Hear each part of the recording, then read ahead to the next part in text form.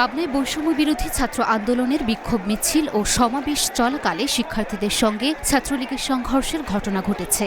এ সময় ৩ শিক্ষার্থী গুলিবিদ্ধ হয়ে নিহত হয়েছেন। এছাড়া বেশ কয়েকজন আহত হয়েছেন।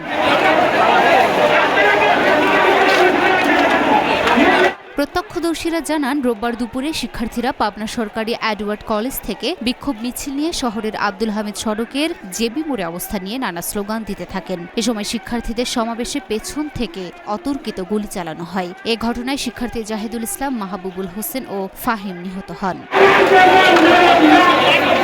পাবনা জেনারেল হাসপাতালের সহকারী পরিচালক ডাক্তার রফিকুল হাসান ৩ জনের মৃত্যু তথ্য নিশ্চিত করেছেন। এ ঘটনার পর থেকে শিক্ষার্থীরা শহরের আব্দুল হামিদ সড়কে অবস্থান করছেন। পরিস্থিতি সামাল দিতে আইনশৃঙ্খলা বাহিনীর সদস্যরা টিয়ারশেল ও সাউন্ড গ্রেনেড ছুড়লে কিছু সময়ের জন্য সবাই ছত্রভঙ্গ হয়ে যায়। মৃত্যুর খবর শিক্ষার্থীদের কাছে পৌঁছালে বৃষ্টি উপেক্ষা করে তারা বিক্ষোভ প্রদর্শন ও স্লোগান দিতে থাকেন। দফায় দফায় বিক্ষোভকারী শিক্ষার্থীদের সঙ্গে আওয়ামী লীগ ও ছাত্রলীগের নেতাকর্মীদের সংঘর্ষ, ধাওয়া ও পাল্টা ধাওয়ার ঘটনা ঘটে।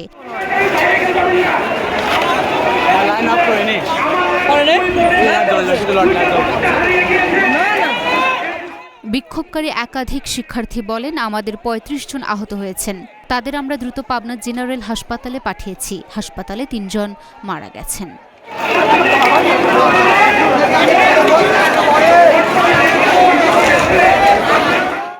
Luna Afroz Nipa, Dhaka post.